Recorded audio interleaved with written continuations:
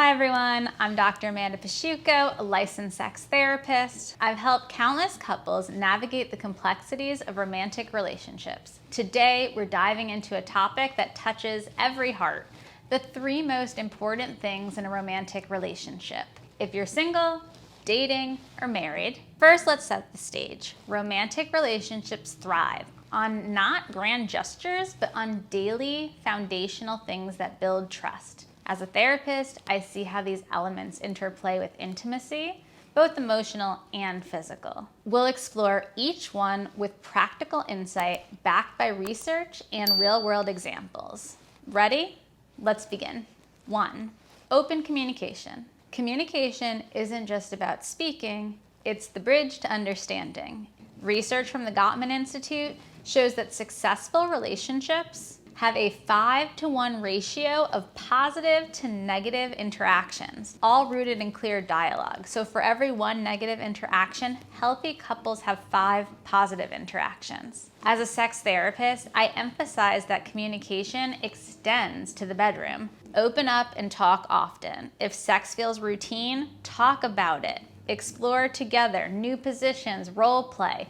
Communication fosters vulnerability and that deepens bonds. You must communicate about sexuality. You must. Discuss desires, like in the checklist you can get just for free. Scroll below, click it, and start doing your fantasies and share that with one another. This is just about fantasies, not about real life. So just notice that if you're struggling with mismatched libidos, you can do things like schedule an intimacy check-in, weekly talks. These things build trust and reignite passion. So here's how you apply it. Use I statements and express needs, like I feel valued when we share our days together. Listen actively, putting down your phone, maintaining eye contact. Avoid blame. Focus on solutions. Do things like mirroring. Repeat what your partner says to confirm understanding. It's a very simple technique and it reduces misunderstandings by 70%, according to the studies in relational psychology. Most of us think we're hearing something, but we're not actually hearing what the person said.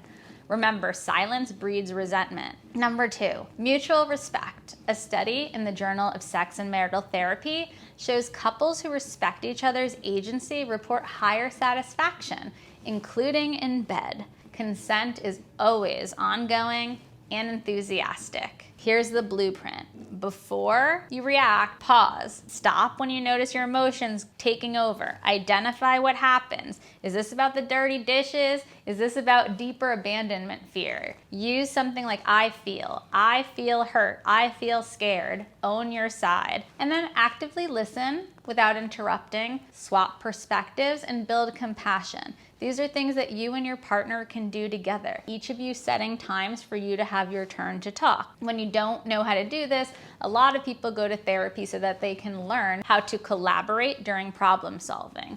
And this is something irreplaceable.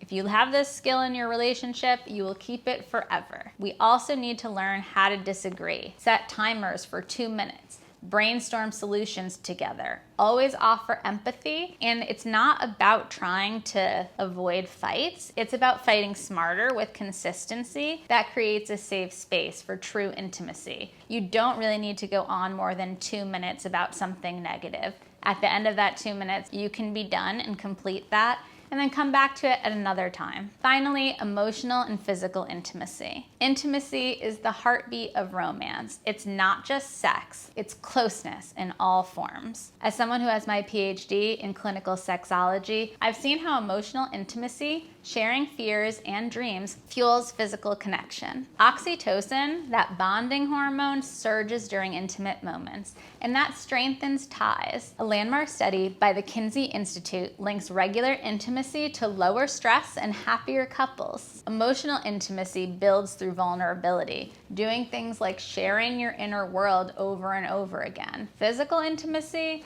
that's about touch, kisses, sex, but it's about quality over quantity. You can do things like sensate focus exercises, which are non-sexual touch to rediscover bodies. These things reduce performance anxiety. For example, a long-term married pair felt disconnected. We introduce some daily connection rituals, 10 minutes of being with one another, looking at one another, some part cuddling, some part talking. This 10 minutes a day revived a lot for them. The emotional disarray calmed. They actually connected instead. We have to cultivate intimacy. Prioritize date nights, even at home. Experiment. Try massage oils. Try reading erotic literature together. Address issues like low desire with compassion. Seek professional help if needed.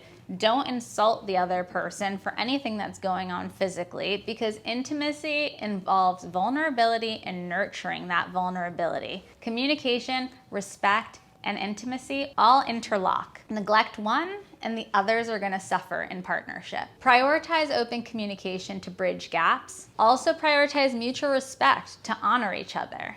And overall, intimacy and prioritizing time to connect with sex or touch keeps the spark alive. As your sex therapist coach, I urge you, apply these tips. Your relationships deserve it. If this resonated, hit like, subscribe, and comment below. What's your top relationship essential? For personalized advice, check out our website. Thanks for watching. Here's to a healthier, hotter love life. See you next week.